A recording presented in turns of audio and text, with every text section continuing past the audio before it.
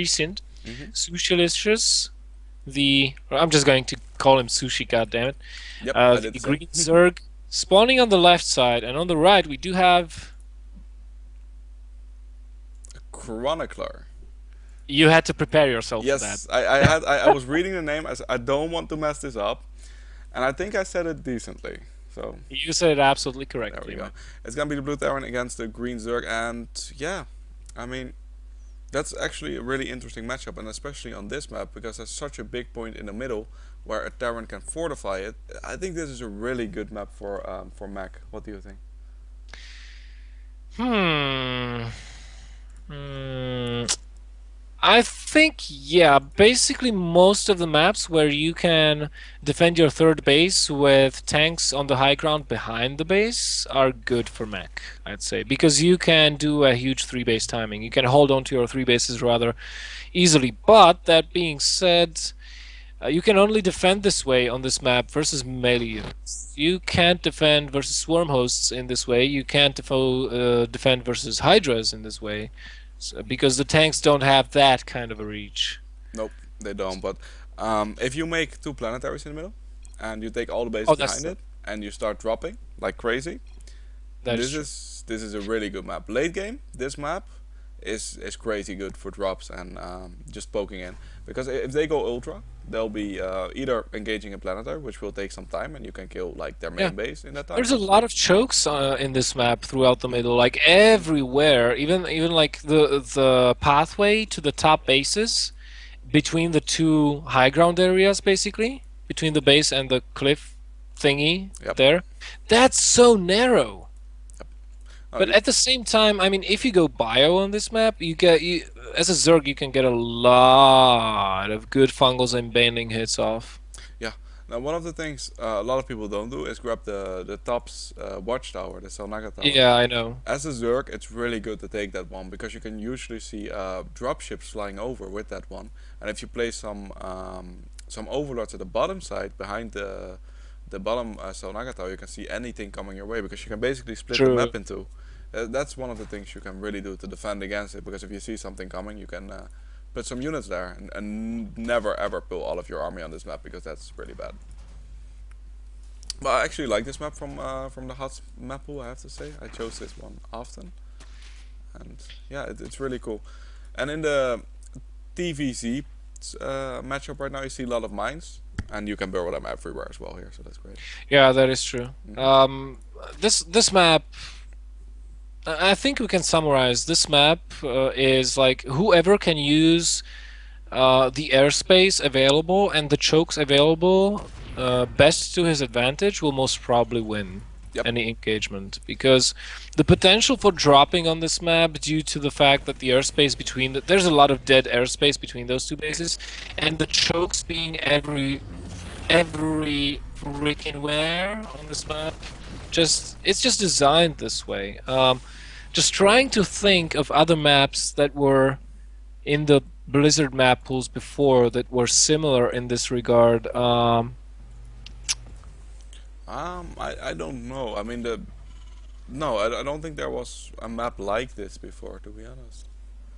With this kind of layout though, because like half of the map No, I is don't. I airspace. don't mean this layout. I mean like with such important things about air and chokes. I don't know. Maybe let's check what was that. No, but it was a four-player map. I'm trying to find it. And Tomb Valley maybe. Yeah, that's a little bit like it, but not quite the Not same. entirely like No, this one. Yeah, not right now. I agree. So we do see additional gases being taken by the Zerg. He will be bringing himself to 4 immediately at the same time.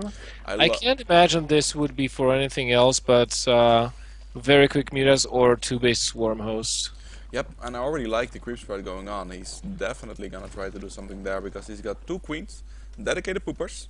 Not a lot of army out right now, but he does have the map vision on the mini map right now. If you check his vision, you'll see that he has very good detection against drops. Like I mentioned, Yeah, that's how you want to yeah. position them. And he also has some vision at the top, and he can see units moving in. Now a Hellion is gonna kill this Zergling, and after that, he already has a spine crawler up. He has two queens in defensive position, so he should be fine against one Hellion. That's not a big deal at all. And from the Terran player, we do see Marauders coming out, and also combat shields being added. So it looks like he's going bio. Looks like he is, and still adding more Hellions. So most probably he's just going to push with Marine Marauder Hellion. This is a really tough push to stop as a Zerg, I have to say. Even in Wings of Liberty, it was hard as hell. And on the Zerg side of things, we do have a Macro Hatch going down. We do have a Roach Warren. We have Lair already halfway completed. And a lot of gas being stockpiled by Sushi. So maybe it is not going to be Mutas after all. Or he is getting maybe it's going to be just Roach Hydra. We already have the Roach Warren in play, and when the upgrades he's getting suggest that he's going to be going for this composition. The lair is about to complete, so we will see very very shortly here. He's moving the creep over the map very lovely, and it looks like it's going to be a ground army. He wants to have the creep spread in the middle of the map as soon as possible, get the roaches, get the hydras, and get some banelings behind it, because he sees the bio composition start adding a baneling nest. It's a really good decision. Now, one of the things that works well with banelings against bio is actually vipers. There's two things you can do. You can try to pull a viper, try to pull a baneling into an army, which is awesome. I've seen it work actually. And the other thing you can do is blinding cloud, and then they have to hug the banelings because they can't attack anymore. And that's actually a really good decision to do, because either they kite back, but you just make the clouds in the back, or they hug the banelings. It's one or the other, and they can't shoot. Okay, so judging by this very fast infestation bit, we still have two options of what to add into the composition depending on the hive timing. And it's going to be infestors, interestingly enough. Wow. Okay guys, I'm just going to say this straight up. Most of you Zergs in Heart of the Swarm, you just don't use infestors enough in this matchup. Like, or in PvZ enough. Like, once the fungal became a projectile, you just decided, well, Abandoned Infestor is useless right now. Well, it is not. It is still a good unit, and it's still a very useful unit in your arsenal. Now, we have the engagement in the middle of the map, not a one Sushi wants to be taken right now. There's just too much stuff there. Yeah, it's not the position he wants either. It's off of the creep, so he usually doesn't want to engage there. He's going to lose a little bit of speed. He's already morphing in some banelings. That's going to be key to holding this largely bio force right now. And yeah, I think the Terran doesn't want to engage either. He just killed off some creep tumors, after that moved on. But the Zerg is still on 2 bases, Patrick. I mean, he hasn't taken a third base yet, so the Terran is not in that bad of a position right now. If he takes a third base of his own and macros behind it, he could make this work. He could make this work indeed. The army sizes tell us that Chronicler is considerably ahead in the army counts, with a slight lead in econ because of the mules. Otherwise, the harvester counts are entirely equal. What are these banelings doing though? Is he gonna flank? They're with banelings? trying to flank from behind. Oh, this position, no! Oh my god, such good connections! Sushi even avoided all the marauders that were in the front. He really wanted to get at those marines. A solid, decisive win in that engagement for him. If we look at the resources lost, favoring him actually, but he really needs to get higher in tech. Now, one thing the Zerg has going for him quite considerably is the Terran is hugely behind in upgrades, but Sushi kind of neglected that second Evo chamber. He's not getting the carapace level 2. And, well, the Terran is starting to add some tanks, possibly, because he is getting upgrades for them. Yep, that engagement went horrible for the Terran. I don't think he could have engaged in any worse position. He was just like, okay, I'm gonna go to the watchtower. And then he was like, oh. Pump up and oops. to sacrifice. Oh my god. Yep, he didn't expect that to happen. And you don't see Zergs flank with banelings that often, because it's easier to pick off banelings when they're all alone and not mixed into a Zergling group. Well, he made that work, and he made that work well, and it put him significantly ahead. I have to compliment Sushi on his awesome creep spread. I mean, especially at the top part, it's really good, and he's gonna see everything. I mean, if you check his vision, And he's doing this really smartly too. He has the vision of the whole top of the map, the overlords, the creep, everything. So he's keeping his army in the bottom where he does not have vision. So that way nothing can get past him. He even sees this one drop that's heading into the main, and that's why he's moving his army back. Yep, he saw the drop with a few of his overlords. He did a really good job of placing the overlords there, like I mentioned there. in the beginning. I think the only thing that Sushi did that was awkward to me was taking that third base so late, because I felt like he could have done that a little bit earlier. He's also using fungals, and I like to see that. It still works. Why didn't he fungal again? I mean, Is it worth it to fungal one medevac without units? oh, that is true. That is I true. don't But know. then again, medevacs, that's half the Terran army, as far as, the power of the army goes, in my opinion. And Chronicler decided, you know what, I'm just gonna land my orbital command as close to the mineral patches as I could with the Zergling being burrowed, but after that he decides to scan anyway. And the Overlord will scout this. That was a really awkward Overlord going in. Oh, he tried to poop creep, so he couldn't land it. That was why he did that. That was what he was trying to do. He was like, oh, you know what? You move that orbital command in a good position after the link. I'm gonna poop some creep there. I really like that. He only pooped creep for a couple of seconds, but the creep still managed to get on top of the command center where it landed. If you look at it or looks at it back then, it was really on the side. Okay, here we go. But the tanks are in position, and that will Make it harder. trigger a lot of banelings to be made. Baneling's not that good against tank, but they have to force the marines in the back, of course, so you can Yeah. get an open engagement into the tanks. The fungal growths are gonna be key though, and he's already burrowing an infestor, and he could throw some infested tower and X. But the best thing he gets out of this is scouting.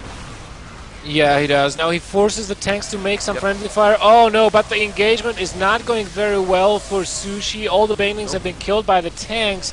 Now he still has a very, very large roach force here, but he's being pincered from two sides by the defending forces from the top as well. The bottom has been fungaled, and I think that Chronicler will just clean this up very, very nicely. The good thing for Sushi, he preserved his infestors, burrowed them immediately. He saw that his engagement is not going his way, and retreated them. So resources lost are even right now, and the economy is still in favor of the Zerg, just ever so slightly, but this was not a good engagement. No, it wasn't, but the thing he did do very well is to take a 4 base behind it and keep the infestors alive. Like you mentioned, that's such a big deal because that's the gas heavy unit.